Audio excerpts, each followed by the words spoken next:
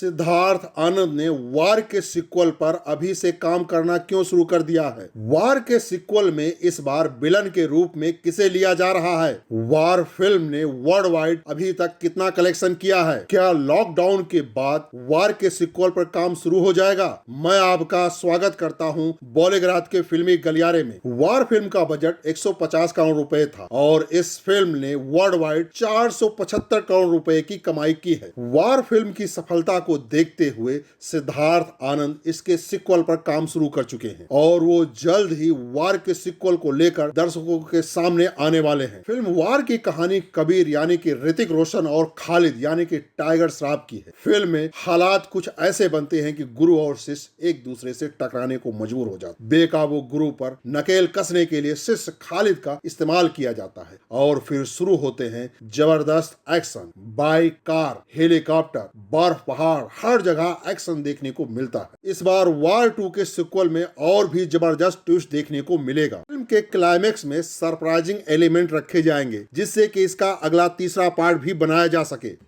अगर फिल्मी करियरों की बात माने तो इस बार विलन के रूप में सुनील शेट्टी या विद्युत जामवाल को शाइन किया जा सकता है, क्योंकि वार के सीक्वल में अगर कोई बड़ा विलन नहीं आएगा तो लोगों की उम्मीदों पर पानी फिर जाएगा। इसीलिए मेकर्स ये तय करने पर लगे हुए हैं कि क्या कोई बॉलीवुड का एक्टर हो या फिर टॉलीवुड का एक्टर हो। ये अभी तय नहीं हुआ है, लेकिन बहुत जल्द ही आपको ये खुशखबरी मिलने वाली है और ये माना जा रहा है कि लॉकडाउन के खत्म होते ही इस फिल्म के सीक्वल की शूटिंग शुरू हो जाएगी। फिल्म उद्योग से जुड़े हुए लोगों की मदद ऋतिक रोशन करने पर लगे हुए हैं। अभी हाल ही में उन्होंने फोटोग्राफर्स की मदद की है। हकलाना और बाधाओं पर जीत के साथ ऋतिक रोशन का सफर सभी के लिए प्रेरणादायक रहा है और अब उनकी कहानी कक्षा 6 के छात्रों की यश चंद पब्लिकेशंस द्वारा अंकित पाठ्य पुस्तक लाइफ एंड वैल्यूज में आत्मविश्वास पर आधारित अध्याय के तहत पढ़ाई जा रही है। इंटरनेट पर एक तस्वीर खूब वायरल हो रही है जहां सेल्फ कॉन्फिडेंस के चैप्टर में इस परेशानी के खिलाफ उनकी लड़ाई को दर्शाया गया है। सोशल मीडिया पर एक हैंडल ने साझा करते हुए भी लिखा है, इससे पहले ऋतिक द्वारा अपनी कमियों को हावी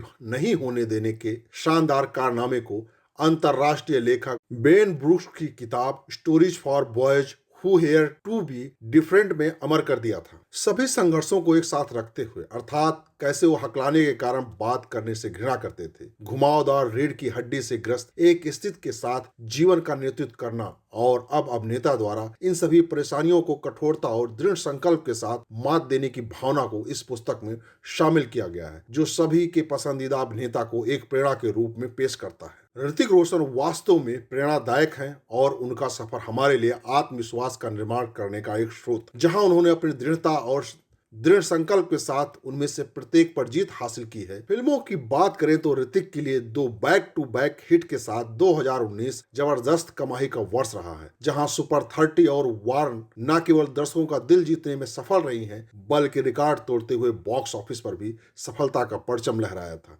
दरअसल वार के डायरेक्टर सिद्धार्थ आनंद ने फिल्म का सीक्वेंस बनाने की तैयारी कर ली है और इस फिल्म में टाइगर श्रॉफ और ऋतिक रोशन आमने सामने नजर आएंगे। एक इंटरव्यू के दौरान सिद्धार्थ आनंद ने कहा है कि हम वार 2 पर काम करना शुरू कर चुके हैं। लॉकडाउन की वजह से अब ऋतिक रोशन और सिद्धार्थ आनंद या टाइगर श्रॉफ मिल नहीं पाते हैं, लेकिन वीडियो कॉन्फ्रेंसिंग के जरिए लोगों में बातचीत हो जाती है। फिल्मी गलियारों की बात माने तो वे लोग फिल्म की स्टोरी और एक्शन के साथ साथ क्लाइमेक्स पर डिस्कशन कर रहे हैं। माना जा रहा है कि इस लॉकडाउन के दौरान इस फिल्म को पूरी तरह से कंप्लीट कर लिया जाएगा, बस शूट करना बाकी रहेगा। अब तो ये वक्त बताएगा कि वार का सीक्वल कैसा होगा। कई बच्चों को जन्म से ही हकलाने या तुतलाने की बीमारी होती है, वो शब्दों को साफ तरीके से नहीं बोल पाते हैं। ऐसे में दवाइयों की जगह कुछ घरेलू नुस्खे कारगर साबित हो सकते हैं। तो क्या है वो चीजें, आइए हम आपको बताते हैं। सबसे पहला, आयुर्वेद के मुताबिक आंवला इस बीमारी को दूर करने का बेहतर तरीका है। इसमें मौजूद विटामिन सी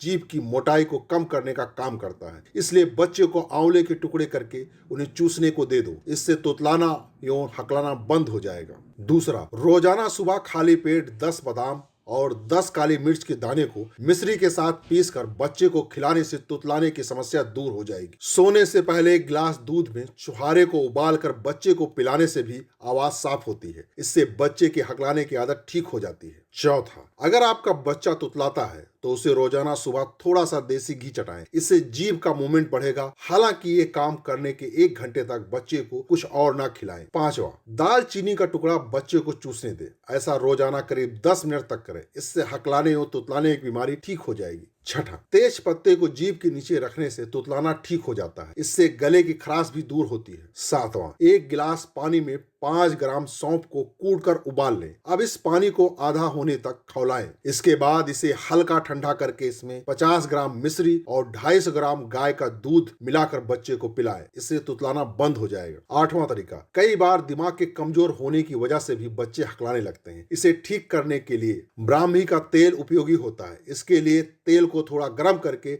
इससे बच्चे के सिर पर मालिश करें। 9वां तरीका, शहद के साथ अदरक मिला के बच्चे को चटाने से भी तुतलाना ठीक होता है। ये जीभ का पतला बनाने का काम करता है। और 10वां, रोजाना बच्चे को थोड़ी मिश्री खाने को दें। इससे भी जुबान साफ हो जाती है, जिससे बच्चा स्पष्ट बोलने लगता है। ऋतिक रोशन भारतीय सिनेमा जगत के वो कलाकार हैं जिन्होंने तकरीबन प्रत्येक जॉनर में अपना करिश्मा दिखाया। उनके फैंस में बच्चों से लेकर युवा और बुजुर्ग सभी शामिल। साल 2000 में फिल्म कहो ना प्यार है से हिंदी फिल्म जगत में कदम रखने वाले ऋतिक ने ढेरों ब्लॉकबस्टर फिल्में दी हैं। लेकिन निजी तौर पर ऋतिक को 2 हीरो और मल्टी स्टारर फिल्मों में अधिक काम करना पसंद है। इस वजह से उन्होंने बीते दिनों जिंदगी ना मिलेगी दोबारा, धूम 2 और वार को ऐसी फिल्म बताया जिनमें वो फिर से काम करना चाहते हैं। अपनी इन चुनिंदा फिल्मों के चुनाव पर प्रकाश डालते हुए ऋतिक ने बताया, मैंने जितनी भी 2 हीरो वाली फिल्में या फिर मल्टी स्टार फिल्में की हैं, उनमें मुझे सबसे अधिक आनंद आया है। जिंदगी ना मिलेगी दोबारा,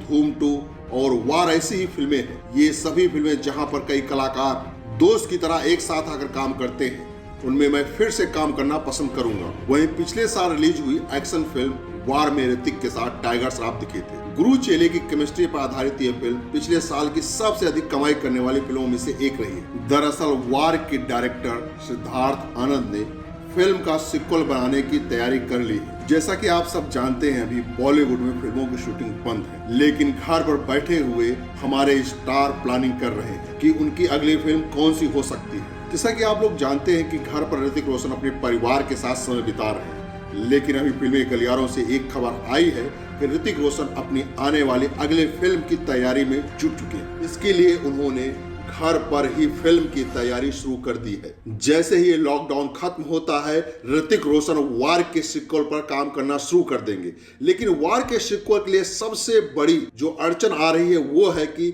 ऋतिक रोशन के अपोजिट किस हीरो को कास्ट किया जाएगा। क्या दोबारा फिर से टाइगर श्रॉफ को कास्ट किया जाएगा?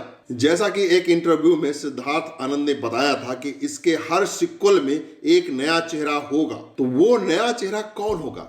या बिद्दू जामवाल, या फिर जॉन इब्राहिम, या फिर कोई और। लेकिन अगर फिल्मी गलियारों की बात माने तो लोगों का कहना है कि ऋतिक और टाइगर की जोड़ी को रिप्लेस नहीं किया जाएगा, बल्कि तीसरे चेहरे के साथ टाइगर श्रॉफ को भी रखा जाएगा। और इसकी वजह यह है कि लोग टाइगर और ऋतिक रोशन की जोड़ी को एक साथ देखना चाहते हैं। जब से वार में ये दोनों साथ आए हैं, तब से युवाओं की धड़कन ये दोनों बन गए हैं। दरअसल फिल्म ने अपनी प्री बुकिंग के जरिए ही करीब 31 से 32 करोड़ की कमाई की थी, जो कि अपने आप में ही एक रिकॉर्ड है। तो दोस्तों तैयार हो जाइए, जैसे ही लॉकडाउन खत्म होता है ऋतिक रोशन क्रिस 4 और वार 2 पर काम करना शुरू कर देंगे और ये दोनों ही फिल्में बैक टू बैक रिलीज की जाएंगी। क्या वॉर का दूसरा पार्ट बनाएंगे सिद्धार्थ आनंद? क्या इस बार वॉर 2 में विद्युत जामवाल भी होंगे?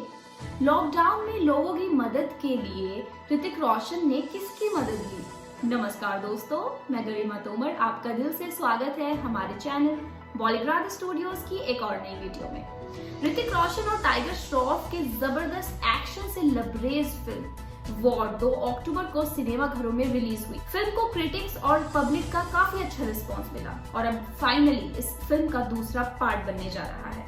क्या वाकई मेकर्स इसका दूसरा पार्ट बनाने जा रहे हैं?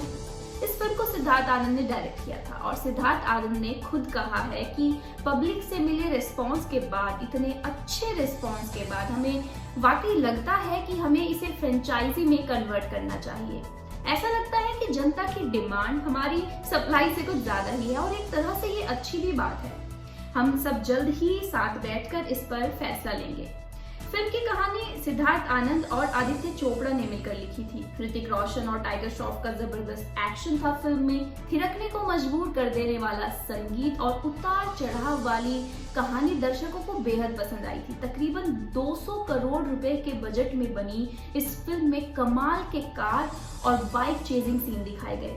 फिल्म में पहली बार टाइगर और ऋतिक एक साथ नजर आए थे। बात करें फिल्म के संगीत की तो सिर्फ फिल्म में 2 ही गाने थे, जिसमें से एक में टाइगर श्रॉफ और ऋतिक रोशन की जुगलबंदी देखने को मिली तो दूसरे में ऋतिक रोशन और वाणी कपूर का बेहतरीन डांस देखने को मिला। यूं तो अपने अपीयरेंस और एनर्जी के लिए दोनों ही एक्टर्स ने काफी अच्छा काम किया है, लेकिन एक्टिंग के मामले में जहां ऋतिक रोशन ने बाजी मारी तो वहीं एनर्जी और स्टंट टाइमिंग में टाइगर श्रॉफ भारी पड़ गए। वहीं इस समय तो हर जगह लॉकडाउन चल रहा है, पूरे देश में लॉकडाउन है और सब लोग अपने घर में हैं। काफी फिल्मों की शूटिंग रुक गई है, काफी फिल्में पोस्टपोन हो चुकी हैं। तो ऐसे में जिससे जो बन पा रहा है वो कर रही हैं लोगों की मदद के लिए, और इन चीजों में सेलिब्रिटीज भी बढ़ चढ़कर हिस्सा ले रहे हैं। अक्षय कुमार, सलमान खान, शाहरुख खान, अमिताभ बच्चन के बाद अब नंबर आया है ऋतिक रोशन का। ऋतिक इस महामारी के दौर में एक अक्षय पात्र फाउंडेशन नाम के एनजीओ की मदद से काम कर रहे हैं। इस एनजीओ ने सोशल मीडिया पर बताया कि लॉकडाउन की मार झेल रहे लोगों की ऋतिक कैसे हेल्प कर रहे हैं। दरअसल इस फाउंडेशन के हैंडल ने ट्वीट किया है जिसमें बताया गया, हमें ये बताते हुए बेहद खुशी हो रही है कि ऋतिक के साथ आने से हमारा फाउंडेशन और सशक्त हो गया है। साथ मिलकर हम 1,20,000 लोगों को पौष्टिक खाना मुहैया करवाएंगे। ये खाना हम देश भर के वृद्धाश्रमों, दिहाड़ी मजदूरों और कमजोर आर्थिक वर्ग के लोगों तक पहुंचाएंगे, तब तक जब तक स्थिति सामान्य नहीं हो जाती। सभी जरूरतमंद भारतीय लोगों की मदद के लिए इतनी जल्दी आने और अपना समर्थन जताने के लिए हम सुपरस्टार ऋतिक रोशन को सलाम करते हैं। आपके इस जेस्चर के लिए हम आपको थैंक यू करना चाहते हैं। अक्षय पात्र फाउंडेशन के इस ट्वीट का जवाब देते हुए ऋतिक रोशन ने भी कहा, हम अपने तरीके से जो कर सकते हैं आइए वो करना जारी रखें। कोई योगदान छोटा या बड़ा नहीं होता। हम सबको शुभकामनाएं। वहीं साल 2000 शुरू हुए अक्षय पात्र फाउंडेशन नाम के ये एनजीओ स्कूली बच्चों की मदद के लिए काम करता है।